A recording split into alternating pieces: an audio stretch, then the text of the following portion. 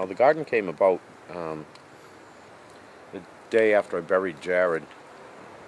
I was working down in the garden just to try to wind down, and I had my wheelbarrow down there, and I noticed on the handle of the wheelbarrow was a chrysalis of a butterfly, and I thought that was you know, quite interesting that a butterfly would build a chrysalis on the handle of the wheelbarrow.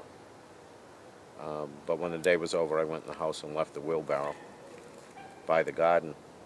The next day when I came out, I noticed the chrysalis again, but this time it was all black. And I was kind of mad at myself because I thought I left the wheelbarrow in the sun, and the sun had killed the butterfly inside. Well, I went in the house, and when I came back out again about an hour later, on the handle of the wheelbarrow was a butterfly, a monarch butterfly, blowing up its wings. And it was sort of like my son coming and saying, well, here I am, Dad, now I can fly. And what happened after that was that butterfly stayed in my yard the entire summer. In fact, no matter where we went, there was the butterfly. We went down to Duxbury Beach, and there on the beach came a monarch butterfly. We were out in a boat in the middle of the ocean, and there appeared a monarch butterfly. I went to a wedding up in Westfield for some soldiers that knew Jared, and one of them was getting married and wanted me there in his place.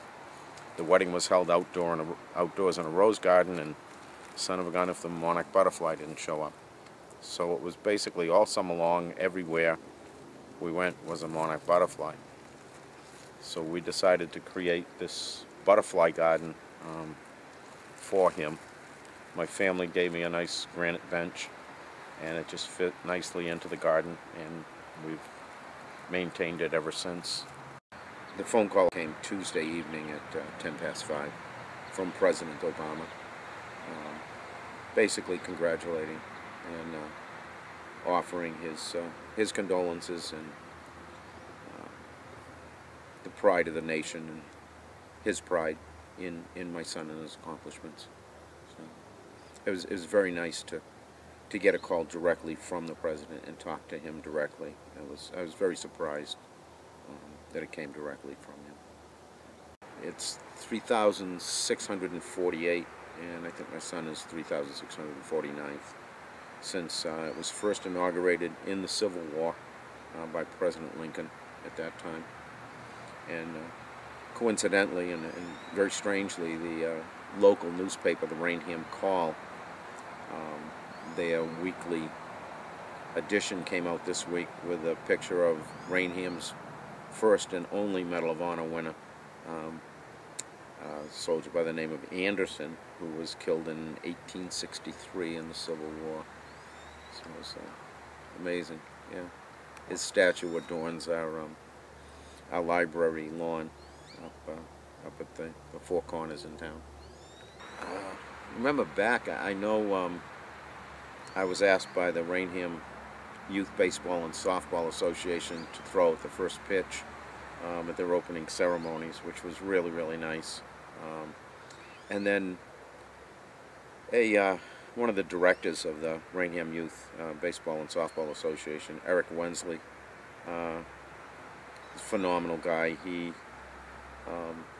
started an 8 and under baseball tournament here in town and named it after Jared. In fact, we will have the 3rd annual Sergeant First Class Jared C. Monti Memorial baseball tournament, the 30th of July to the 2nd of August this year. And in fact, Eric called me and asked me if I couldn't get patches for his kids on the team to wear. And he said they're not just going to wear them for the tournament. He said, I want them to wear them all season long. I want them to know what they're playing for. So they've been wearing 10th Mountain patches for the whole of the summer season, which is great. Additionally, the town has dedicated a street corner, which we call the Four Corners in town, in Jared's name, and there's a nice sign there with his name on it. And I'm working closely right now with the Park and Recreation Department where they've dedicated a real small children's park behind the soccer fields in town in Jared's name. So that's good. The town is also building at the Borden Colony recreation areas a monument to all soldiers from this town that have served in the military. And I think they're still trying to gather funds with the economic problems that we've had. They're having a little problem gathering funds to build a veterans memorial there. But certainly Jared will be included in that. So yeah, the town's been good. The people are great.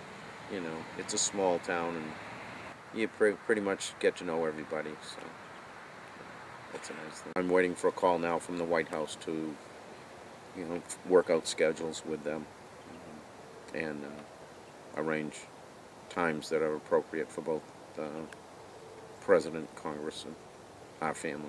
Jared had a slew of friends, both in and out of the military, who have been calling me and say they want to know when it is they want to go.